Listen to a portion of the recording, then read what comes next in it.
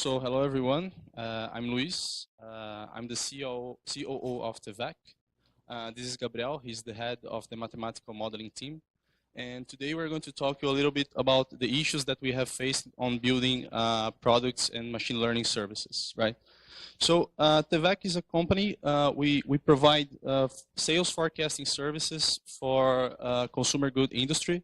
So we work mainly for retailers and supply chain companies related to sales forecasting. So the problem statement, it's very simple. So you have your sales data, and based on that and some other variables that you may think that have some correlation with your demand, you want to answer a simple question of what is the sales going to be for the next period. So it's a very simple question to state, but very, very difficult to answer. When we work with a retailer with 100 stores and 100 of products, you have 10,000, 100,000 models that you have to build, maintain, and update frequently, right? So this is a data set, a typical data set from a retailer. You can see that it's very challenging to forecast this data. It's very volatile. And on the right axis you have the sales. On the left axis you have the inventory. So you also have problems that when you don't have inventory, you also don't observe sales. So you have a lot of missing values and problems with your data. So it's a very, very hard problem to solve. Right. So basically you have two strategies to work with that problem. The first one is an embedding strategy, where you want to learn the correlation of your variable, of your sales, with the past occurrences of that sales. You're basically looking at the autocorrelation function of that variable of interest, and you want to build a model using the past values of the observed variable.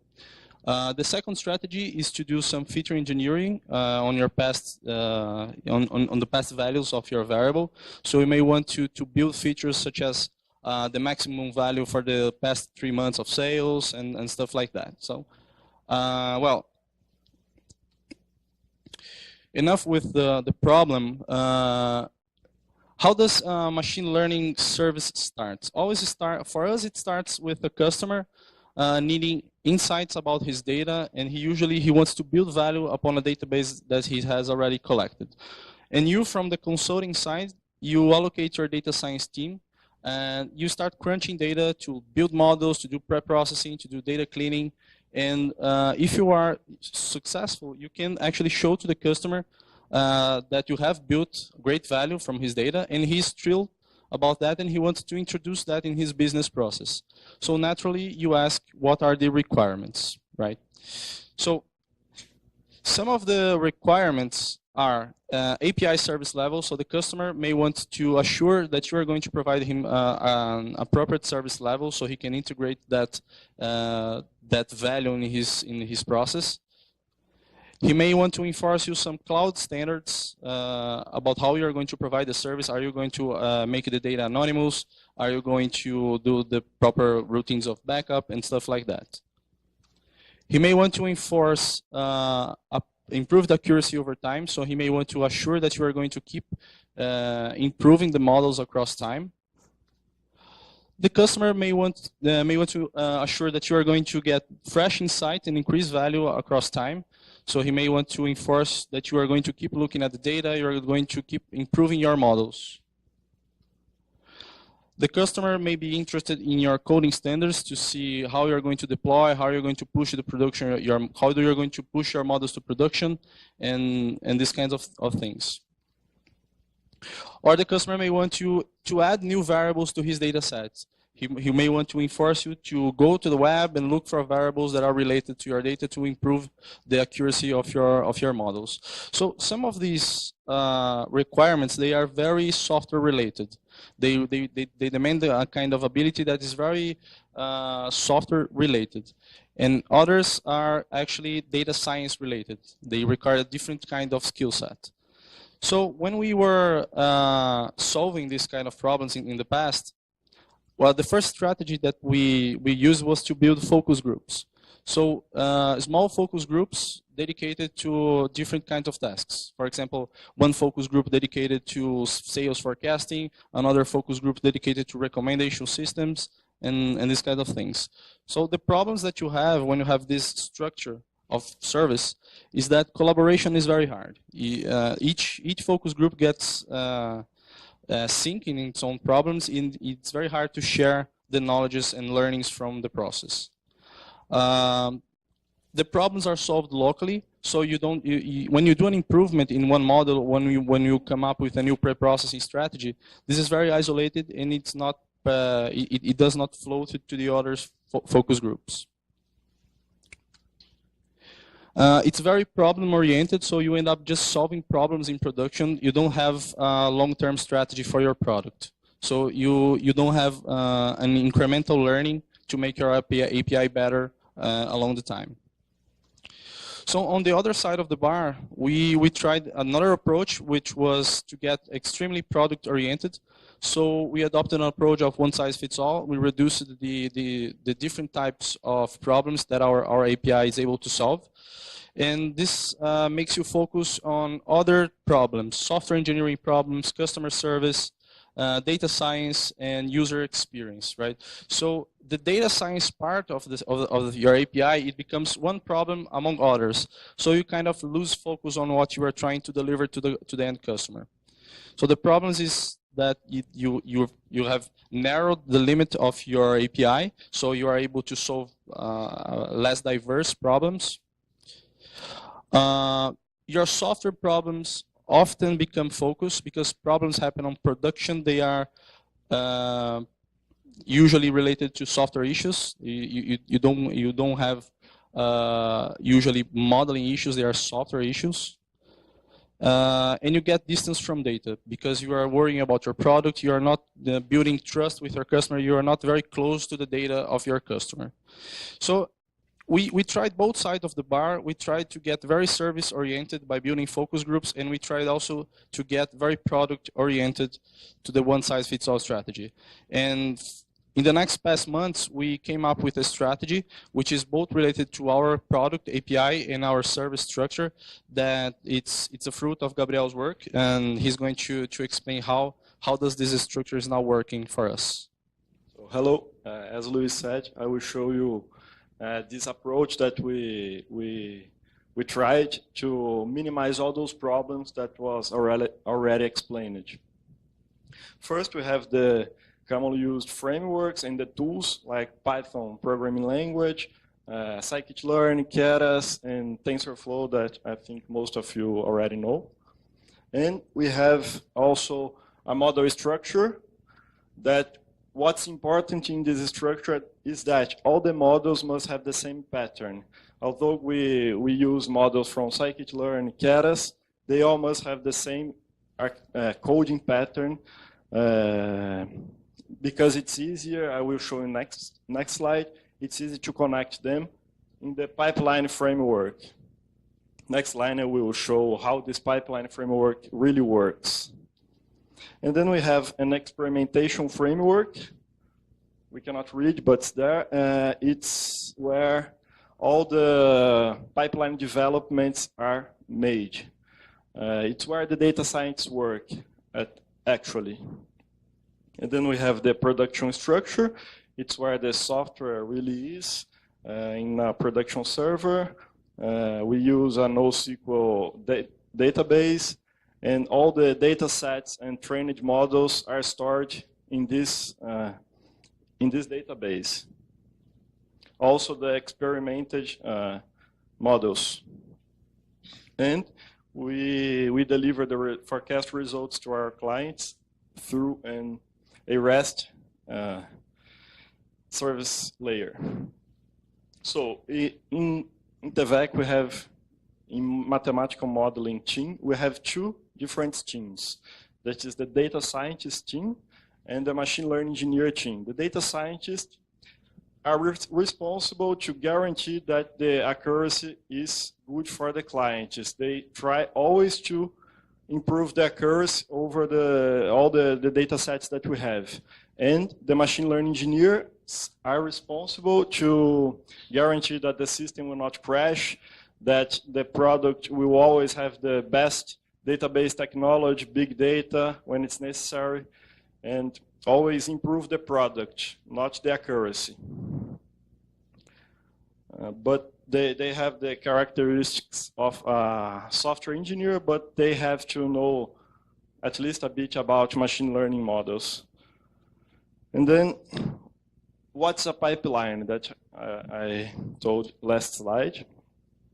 Basically, the goal of a pipeline is to get from a data set, a sales data set, to a target forecast. A target variable would be the sales on next week, and so on. And how it works? At first, we have this pandas data frame that we can use as a tool for represent the data set. And then we have a connection of the models that what's important is that all of the models have the same pattern. So it's very easy to replace a model or input some models. The models can be feature engineering models or prediction models, post-processing models, like it was already told you earlier in other presentations about the scalar, the temporal feature engineerings, and prediction models like neural networks or decision trees, or simple, like moving average. Yeah, and then we have the experimentation process. That's where the data science really works with those that pipeline framework. It always starts with an accuracy report that's generated by the machine learning engineering team. And this report is a comparison between the forecasted results and the actual sales of the company. And the focus is always on business metrics like mean absolute percentual error, what's valuable to the client. And then the data scientists, they make subsamples in the data sets based on data set them or statistical metrics. And they have not to analyze each data set because we have thousands, hundreds of thousands of data sets. It's not possible to check the pipelines of every data set. So we have to do some subsamples. And then they develop new models to improve the accuracy of the results. And they run a small, medium-sized scale in a console like Jupyter Notebook. Basically, with this, we avoid cherry picking the data sets because it was very common on our process that our data science they sampled the data sets, they chose some few ones, and they made improvements that were valid for only those ones. In this way, by running this accuracy report that's for the whole system, we can look at the data and see patterns in data sets that are related and that can be improved simultaneously. So we can actually increase the quality of the models, not avoid cherry picking.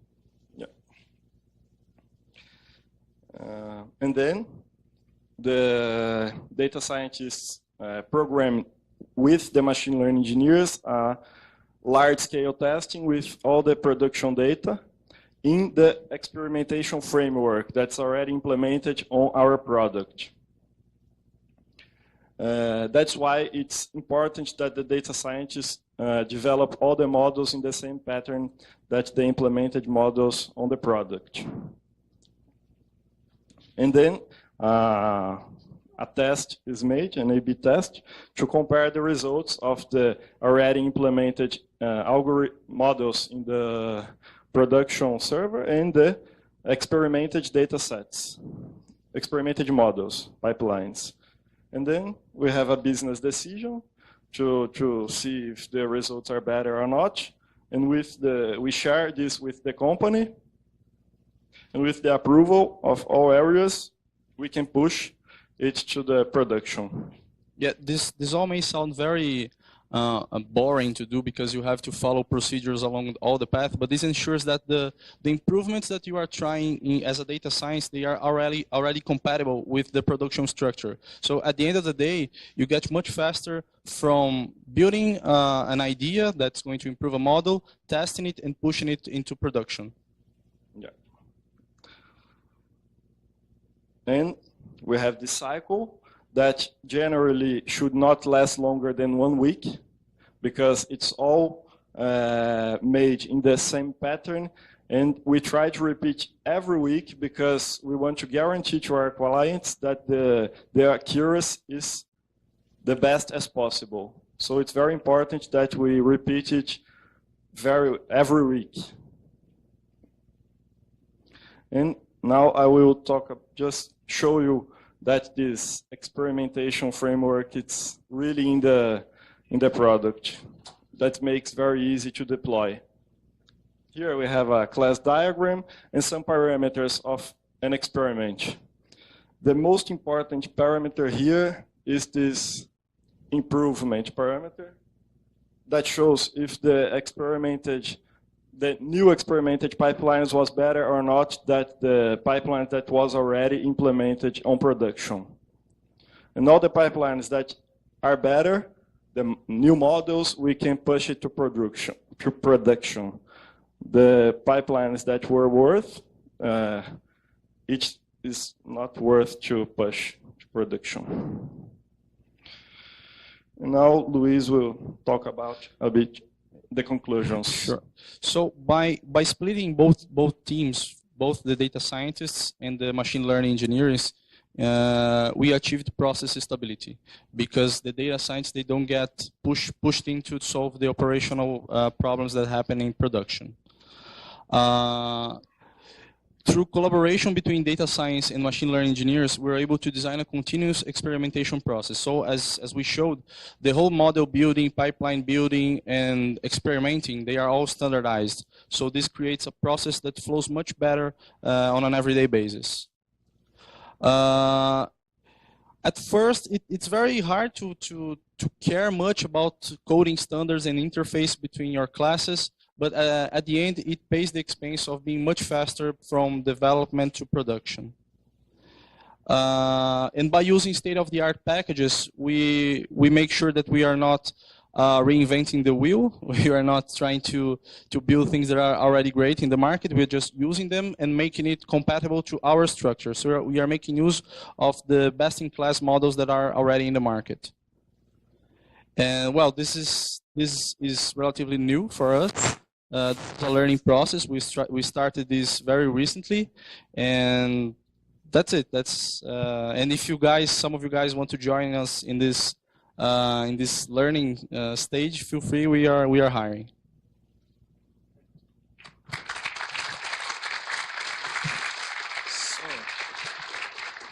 Thank you. I think we have time for a few questions now.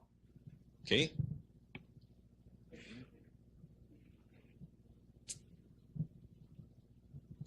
Hi, I'm Alexander from Evers Consulting, and I would like to know what's the level of detail that your solution offers to the client, because I imagine that and general forecasting for the entire country to a specific date accounts different variables than if you try to predict the sales to the northwest part of the country to a specific kind of product to a specific kind of market. What's the level of detail your solution offers? Well, at first, as you saw, we are using Mongo database, so it's document-based. So the customer is free to insert any variables that he have. And by that, if he's collecting sales and other variables, he can input it to the RESTful API that we provide him. So with that, we are able to collect data, more data than just the sales. And we have to look at the data and build the models using that, building a pipeline that does feature engineering and uses that information to deliver him a good sales forecast. We have another one here. Do you incorporate reproducibility in that process, or if you need to roll back to some point in time, can you do that in a reproducible way, guaranteeing that what you had is what you can have again? Great question. This was a main concern for us in the whole process. So every pipeline that is trained, it's saved in the dataset structure, it's saved in the experimentation structure, and it's saved on another part of the system. So I can load the pipeline that was saved for a model in a specific point of time. So we can always reproduce the results that we get from a specific point of time for a dataset. Just a quick question. That goes kind of against the normal flow of when you have teams, when they're formed. Usually they're multidisciplinary. And when you did that, you separated the data scientists from the programmers. That's right. Don't you have any problem with lack of communication between them of, one idea not being able to be explained very well to the programmers? And then you have this confusion of what exactly did you mean and all that, which is very common in the software industry. Yeah, we try to get software engineers that are somewhat related to big data and machine learning software. So the thing is that we do not separate the team entirely. We are only focusing people in specific tasks. We want some people that are focused on the mathematical side of the problem, and some people that are focused on the software side of the problem. So from the software side, you have concerns about service level, about the amount of your data, about how fast are you going to deliver that solution to the customer. We just have people that are always looking at those requirements and building on that. And the data scientists, they have another job, which is to look at the result of the quality of the whole system and to improve that over time. So they are not in the same pace, you know what I mean? Yeah, but the two teams belongs to the mathematical modeling team. They are always talking with each other, and yeah, collaborating, yeah, all the time. Hey, I'm sorry if this is a very broad question, but do you have any recommended resource on time series, feature engineering, and analysis in general? Well, I understand this is very broad, but I don't know, a book, a name, or some great reference that you guys use. It really depends. I mean, we are forecasting in a very disaggregated level. So I think the first thing that I would recommend is to look at the characteristic of the time series. If you have a very continuous product with a very seasonal pattern, then you have some techniques that you can use. You can do time series spectral analysis to identify the affecting lags, to do that. And you may have some intermittent series when sometimes you have sales and you don't have sales, and then I will suggest you to binning the data and to try to forecast if there going to be a sales or not at all. So it really depends on the problem. There's a lot of literature.